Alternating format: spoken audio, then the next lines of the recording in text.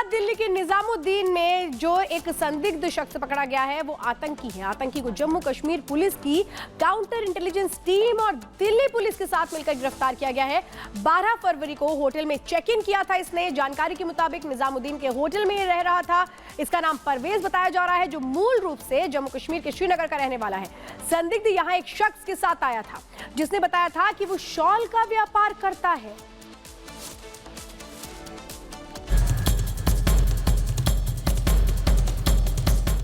आतंक के आकाओं की कमर तोड़ने जहां घाटी में लगातार एक्शन देखने को मिल रहा है, तो वहीं अब देश की राजधानी में भी कार्रवाई की गई, जहां छिपकर बैठ आतंक के आकाओं को मदद करने वाले आतंकी को धर दबोचा गया।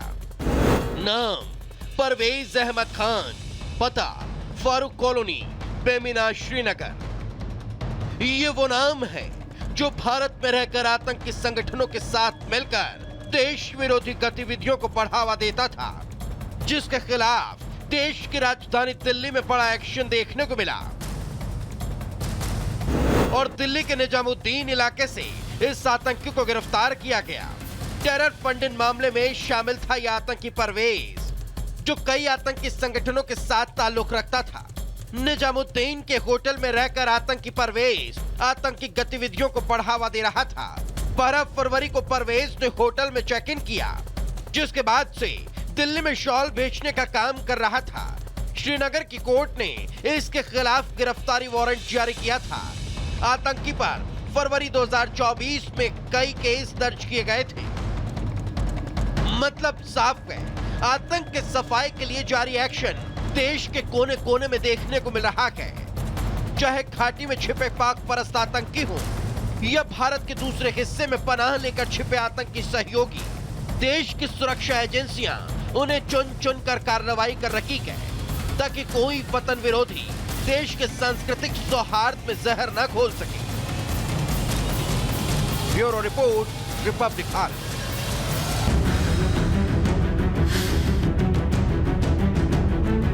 एम्बुलेंस से लेकर आईटीबीपी की मदद ली जा रही है। आपदा प्रबंधन विभाग हमारा पूरी तरह से सक्रिय। हमारा प्रयास है कि सभी को सुरक्षित जल्दी से जल्दी बाहर निकाला जाए।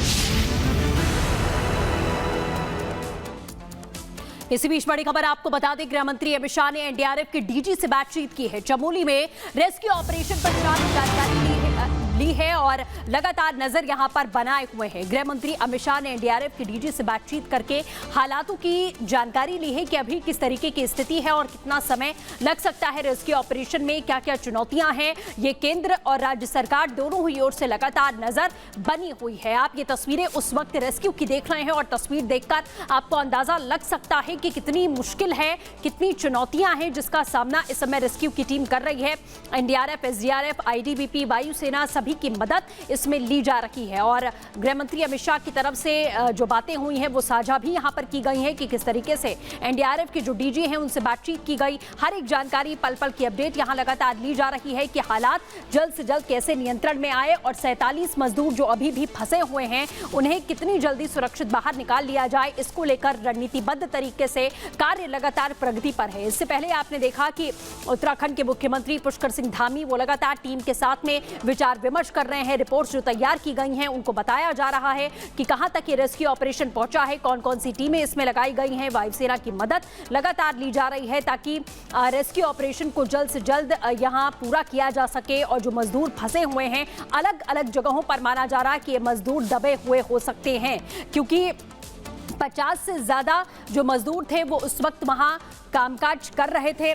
और इसी के साथ आपको बता दें, अलग अलग जगहों पर मजदूरों के फंसे होने की जो जानकारी मिल रही है, 16 मजदूरों को रेस्क्यू कर लिया गया, लेकिन अभी 40 से ज्यादा मजदूर हैं जो फंसे हुए हैं, जिन्हें बचाने की जद्दोजहद जारी है। उसी को लेकर ये रेस्क्यू जारी है। तस्वीरें रेस्क्यू की हम आपको दिखा रहे हैं कि ये सभी जो टीमें हैं वो कोशिश कर रही हैं कि जल्द से जल्द मजदूरों को बचाया जा सके, क्योंकि चारों ओर सिर्फ बर्फ ही आपको दिखाई देगी, इसीलिए चुनौती बहुत ज्यादा है। बर्फबारी अभी भी हो रही है और बरसात भी हो रही है। कई रास्ते बाधित हो चुके हैं बर्फबारी की वजह से, इसीलिए जो समय है वो लगता हुआ यहां पर दिखाई दे रहा है। जो स्थिति है वो यहां पर दिखाई दे रही है कठिन।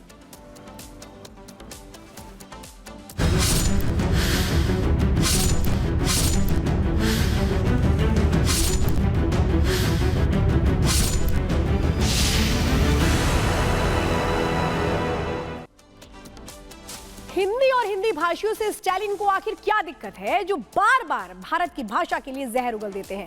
ये कोई पहली बार नहीं है, इससे पहले भी कई बार अपमानजनक भाषा का इस्तेमाल स्टालिन हिंदी के लिए कर चुके हैं। एक रिपोर्ट देखिए।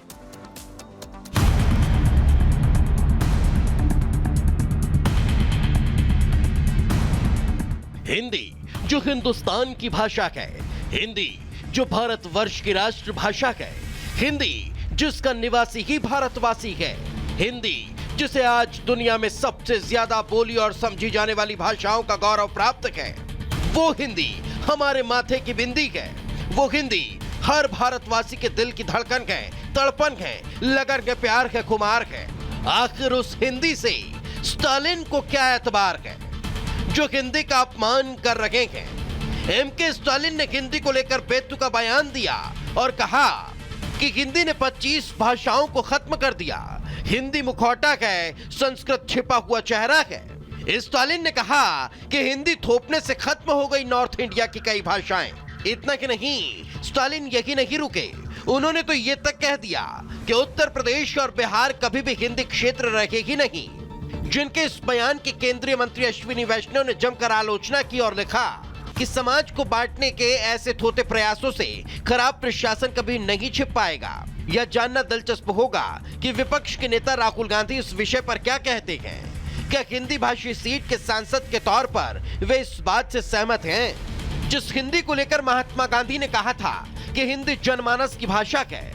उस हिंदी पर स्टालिन की टिप्पणी न सिर्फ सोचने पर मजबूर करती है बल्कि ये भी बताती है कि हिंदी को लेकर उनका ज्ञान भी उनकी राजनीति की तरह की सीमित है। मगर अब इस पर कांग्रेस नेता उदित राज की ये प्रतिक्रिया बताती है कि कांग्रेस तो स्टालिन से एक कदम आगे निकली। मैंने देखा कि बड़े कम समय में लुप्त हो रहे हैं जो क्षेत्रीय भाषाएं, ये तो बात सच है, इसमें कोई वो नहीं। और दूसरा बात, जो 3 भाषा का फार्मूला था वो आप साउथ पर ही लागू करेंगे।